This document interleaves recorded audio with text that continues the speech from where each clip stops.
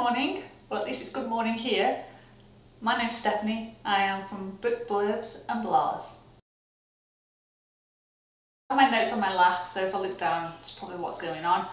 I don't have a great memory for these things, generally speaking, and then when you're talking about a book, as the title suggests, by Ali Smith, there's a lot of information that you take on from a book like this. But as the title suggests, this is Ali Smith, Winter.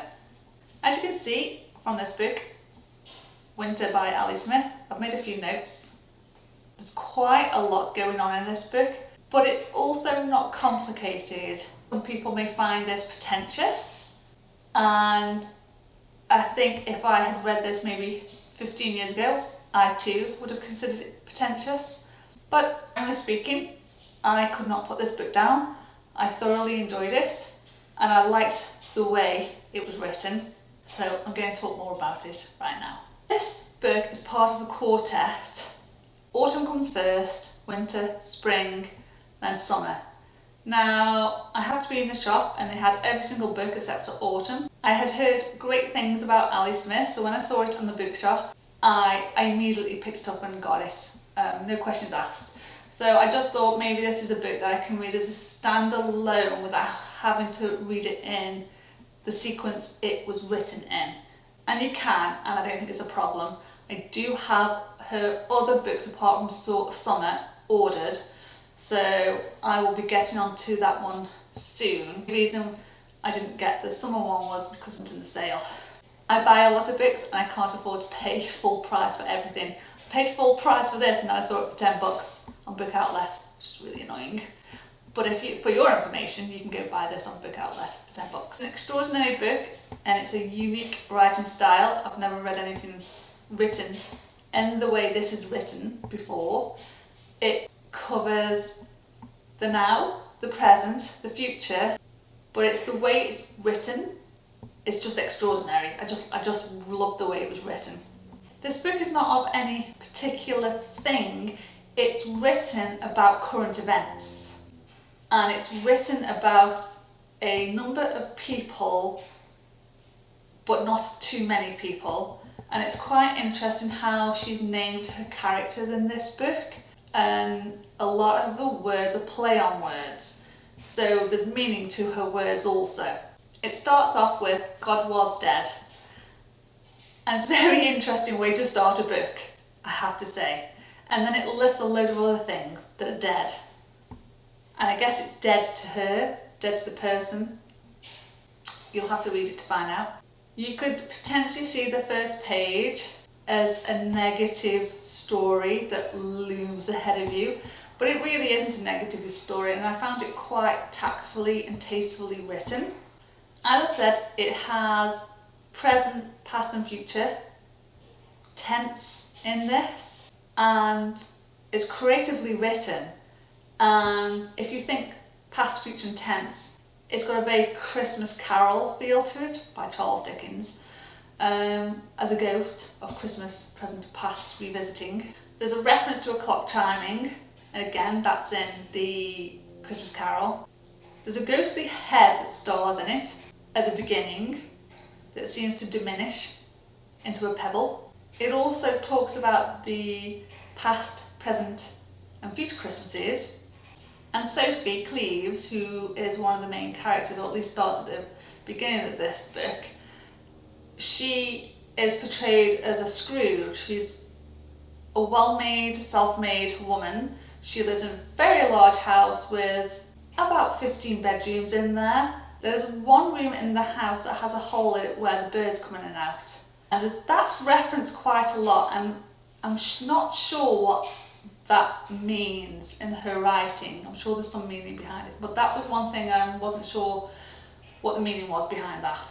In this large house she can actually accommodate a lot of people, but she tells them there's no room. It's a bit, if you think about Christmas Carol, you have Scrooge living in a very large house and he doesn't have any room for anybody because he doesn't want people there. Quite a selfish man, and wants to keep everything to himself and be left alone, not dissimilar to how Sophie is portrayed in this book. So Sophie cleaves, and you think about the word cleaves meaning cut off.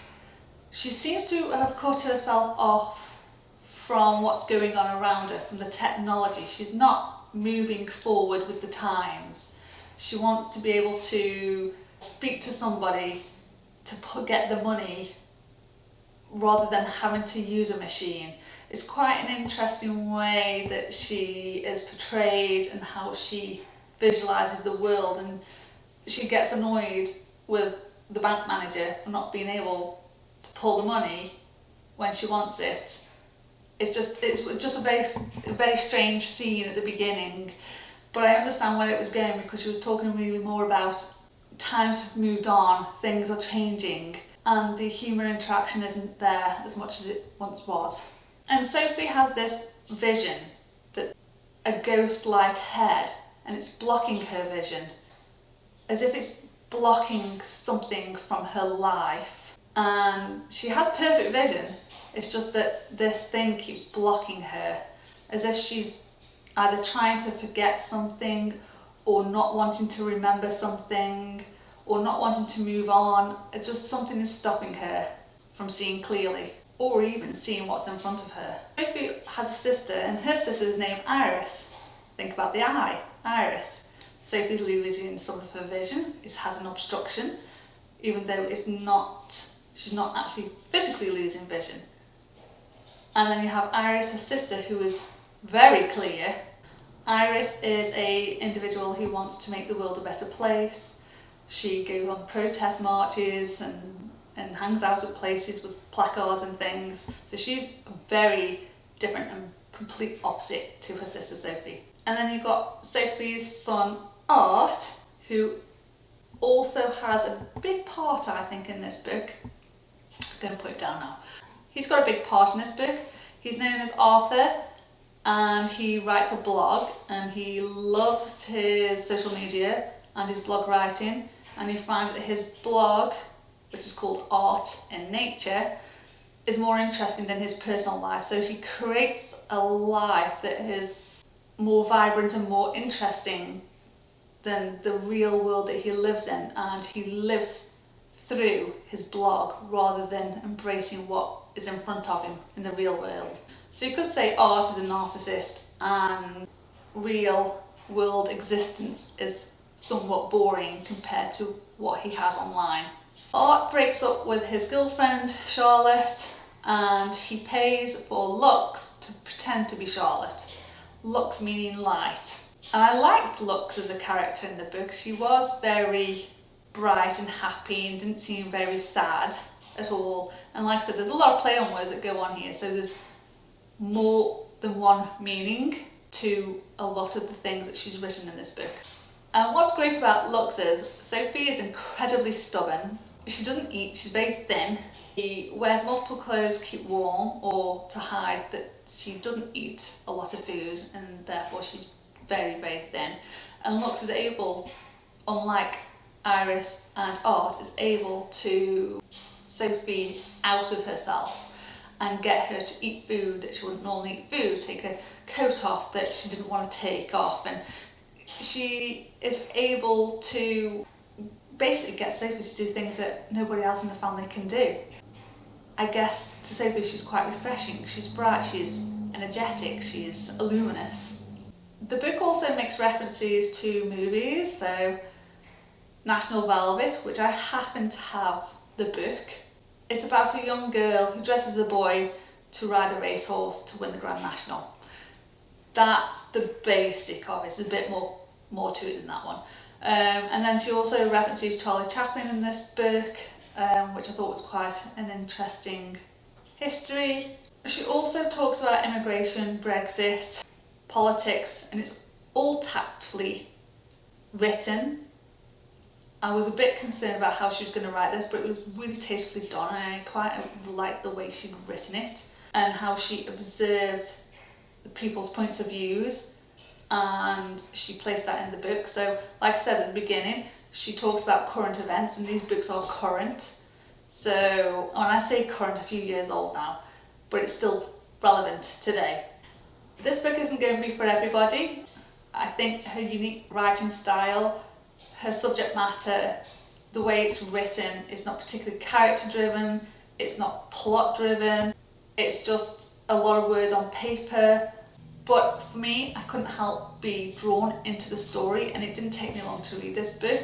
Probably took me, while I was note writing, it probably took me a bit long because I started reading and I thought I need to take some notes on this book. So that took me a bit longer. I think it probably would have taken me a couple of days otherwise, but I really, really wanted to know what the author was trying to get across to the reader.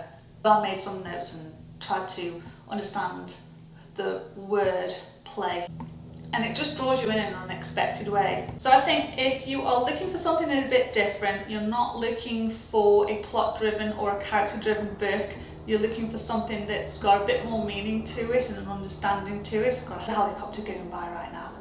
So I think if you're into magical mystery fantasy stories and that's your mood right now, this is not the book for you. But if you're looking for something that's unique, that's current, that's political, and you want to read something completely different to what you normally read, then this is going to be a great book.